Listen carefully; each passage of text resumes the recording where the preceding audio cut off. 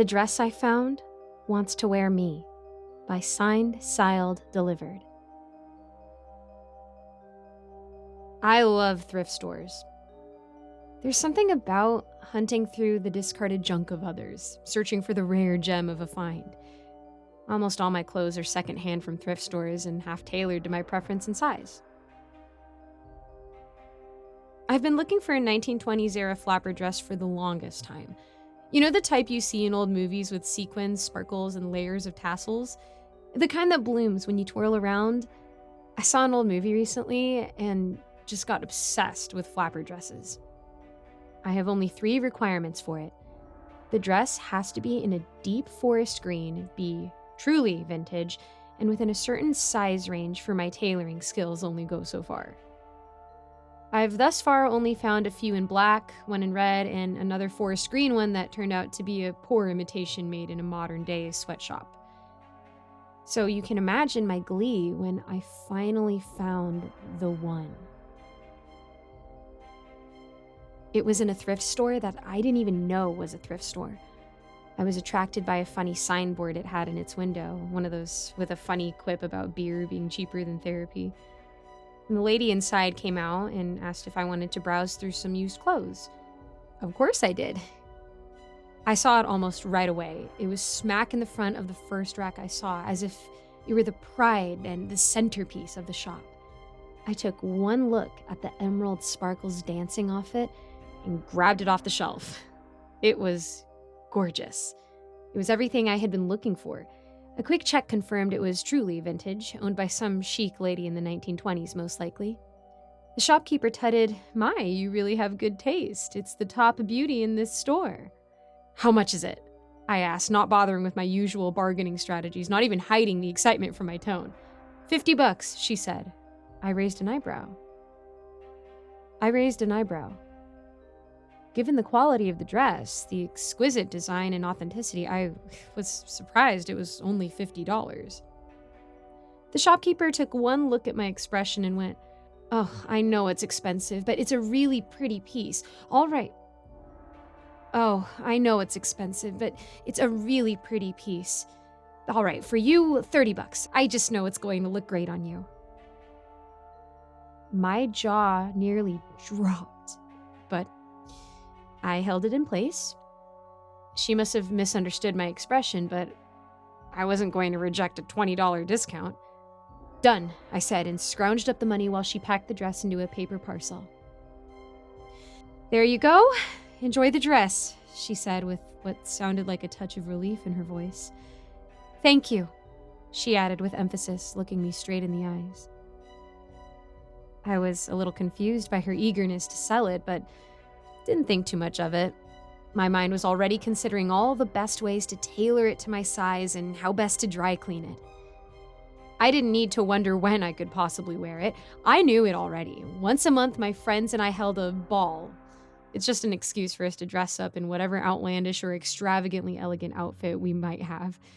You never knew who would show up and what. Last month, I went as a spider.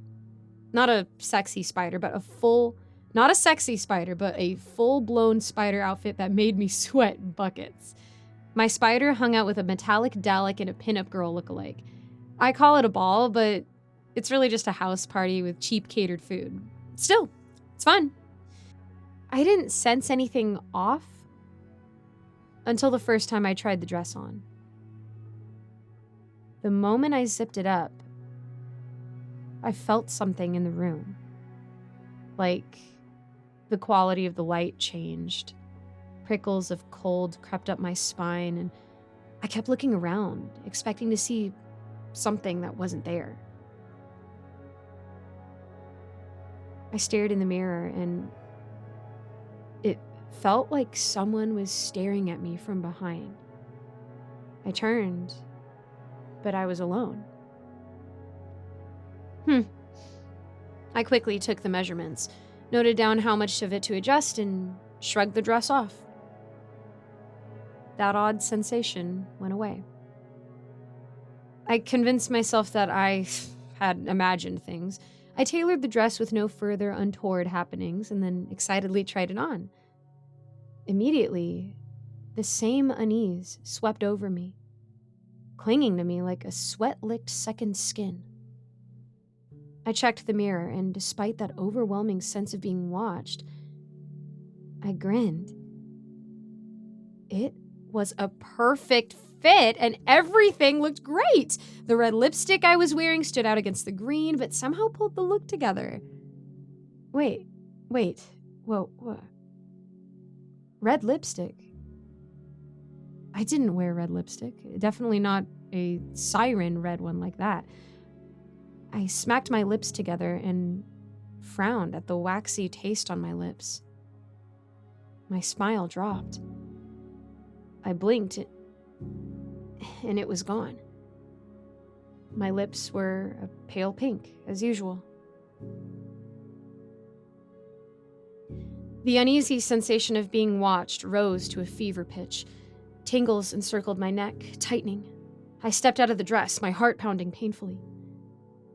Unlike the first time, there was no instant relief. The unseen eyes still seemed to follow me as I picked up the dress and hung it up. It faded by the time I was through with making a cup of tea.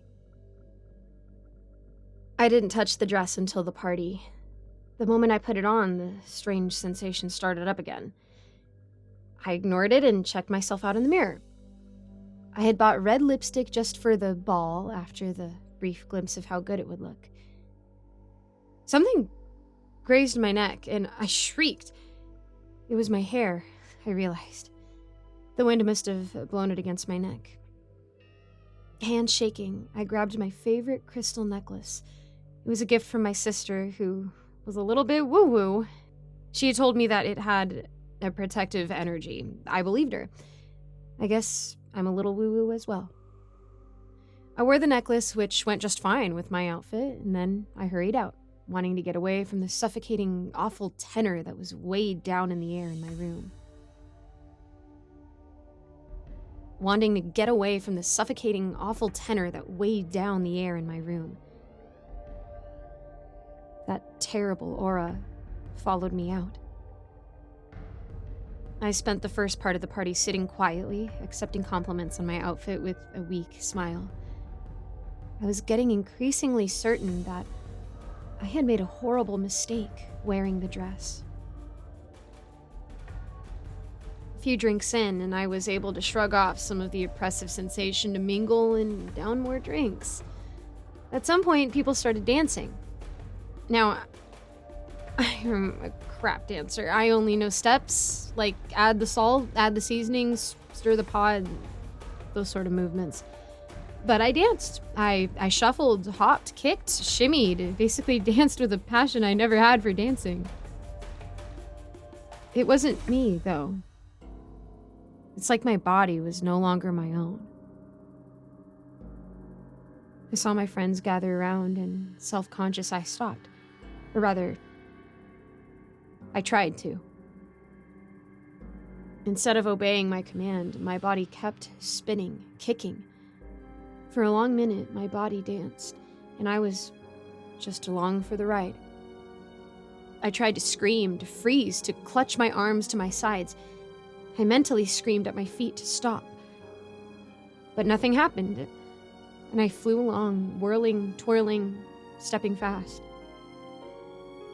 My friends who knew me well just stared, flabbergasted. Those who didn't clapped and cheered. Out of the blue, a crippling despair barreled through my chest. The dancing finally came to a halt. My limbs felt limp, and energy fizzled out of me. A heavy ache gripped my heart, and it squeezed tighter, tighter.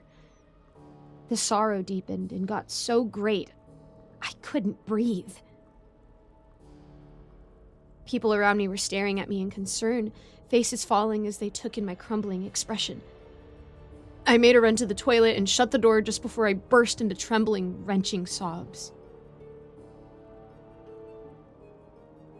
I have never experienced sorrow that great before, that deep, that cutting.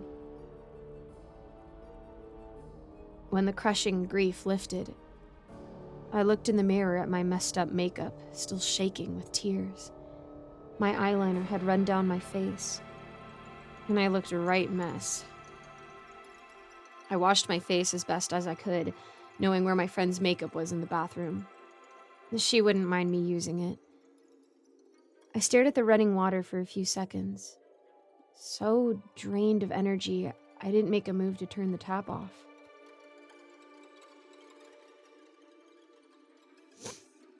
The water ran red. I jerked back, eyes wide, and then I screamed. Blood was running down my arm from my fist, which was laced with glass shards. And when I looked up, the mirror was shattered. Someone knocked immediately, asking if I was okay. I turned to the door, crying out about blood, and then turned back. The mirror was back in one piece. There was no blood anywhere. I gaped at the uncracked reflection in the mirror. And then I stammered something about everything being all right as the knob started to jiggle wildly. Whoever was outside began yelling in a panic, asking for help to open the door. I raised my voice and told them it was all good. I left the party soon after. I had to field tons of questions about whether I was okay, what I was yelling about, what blood, blah, blah, blah.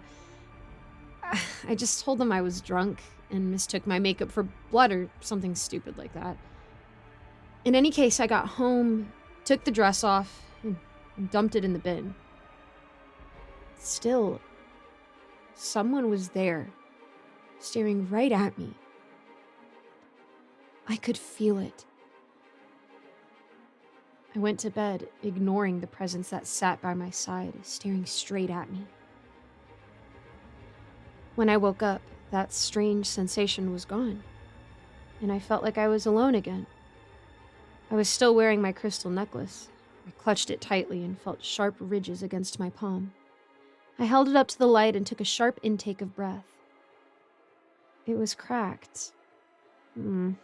Deep cracks that ran through it. I silently removed it from my neck and kept it back in its box. I met my friends for lunch. They were worried about me. I told them I was just drunk and that my mind was playing tricks on me. I told them all was good. I didn't know why I said that. I felt like they would think I was crazy if I told them what had really happened. The craziest thing was, one of them asked about the blood on my hand, and the rest stared in confusion, asking what blood she was talking about, until she began to stutter, no longer certain. I stared at her for a heartbeat too long, tempted to tell them everything. But something stopped me. It felt wrong. Wrong to talk about the dress, to tell anyone else about it. That would really screw things up. The gut feeling was unshakable. So I told her it was just my lipstick smeared on my hand. She bought it, I think. Anyway, I figured if I never put that dress on again, all would be well. But that night, the nightmares began. It all came in flashes, like pieces of a broken mind. I was watching from the doorway as a man kissed a woman. He was my man. I knew that in the dream, at least. I've never seen him before in my real life. My husband kissing another woman in my own bedroom. I felt the tearing fury and crushing sorrow that didn't belong to me. I ran in, screamed at them, was ordered to calm down and leave. Told by my husband to leave, as he soothed the other woman. And then I was in a strange old-style living room that somehow felt like home. The same man was explaining to me that he had needs I couldn't fulfill. That he wouldn't leave me, but I had to accept the other woman. Another flash. I was punching the mirror, screaming in anger. Flash, he was leaving me. I threatened him. Flash, I was screaming. He loomed over me, choking me. I couldn't scream anymore. I failed, swatted at him, wept. Flash, I was watching him with his new wife. I reached out to grab him, but he walked right through me. Flash, I was being choked again, back in that terrifying moment. Flash, he was out with her at a dance we were supposed to attend together. I watched in silence from outside the hall, humiliated. Flash, he was shoving me to the floor, choking me once again. I woke up screaming that night, and the nights after. I went back to the thrift store, but the lady who sold it to me wasn't there. There was someone else who refused to take the dress back. She was adamant, no refunds. She wouldn't tell me anything about the dress or its original owner either. I finally threw it in a bin in a park nearby. But the nightmares continued, and an aching need to retrieve the dress kept pulling and tugging at me. I spent all day fighting the urge to get the dress back, and all night terrorized by the nightmares. I woke up this morning, my feet cut and sore. I couldn't figure out where I had cut it until I opened my cupboard. There it was. The green dress. I must have sleepwalked to get it. That's the only explanation I have. My fingers reached for it, gripped in the pull of an unshakable force. I grasped the dress in my hand and held it up to me. I wanted to wear it. I needed to wear it. It took all the willpower I had to replace it in my cupboard.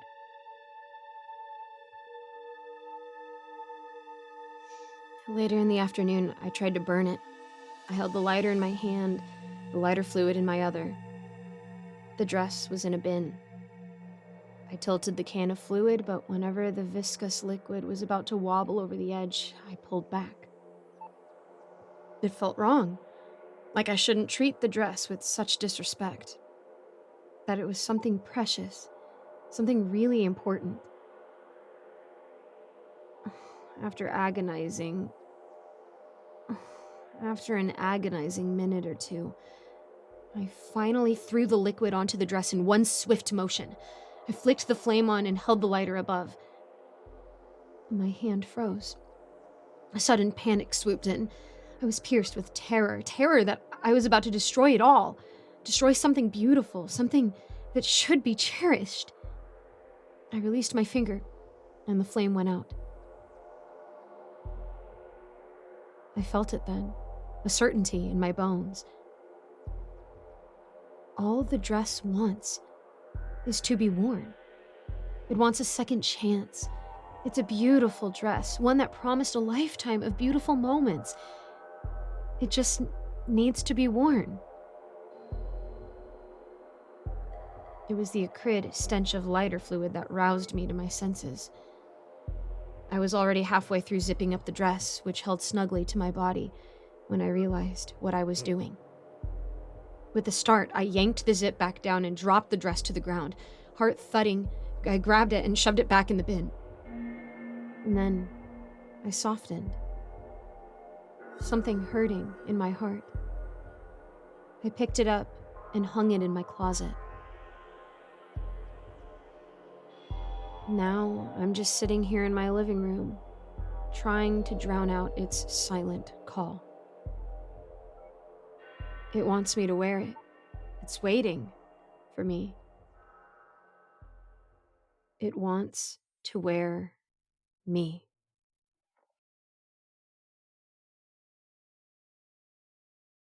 Thank you so much for making it to the end of this video. A quick shout out to my patrons: Melissa Perez, Lawrence Wallen, Eric Cifuentes, Jesse Hartley, Icy Narrates, Alonzo, Cupcake Hips, William Hartley, Rinku Star, Austin My Love, Mr. Sankofa, Seven Cities Journalist, and Ellie Hutmeyer. As usual, guys, I put a link to charity in the description. I'm going to keep it on the LA fires for a hot minute, but I will include other charities a little bit after. I understand that the fires are now no longer big news, but I would still like for the victims of the fires to receive help rebuilding their lives. And as I have been saying, even if that includes you unsubscribing from my Patreon for a while just so that you have something to donate to them, I highly encourage that and I will not be offended. And as usual, feel free to reach out to me on any social media. Let me know how I can be praying for you, and I am more than happy to do that for you. God bless you guys, and I'll see you in the next video.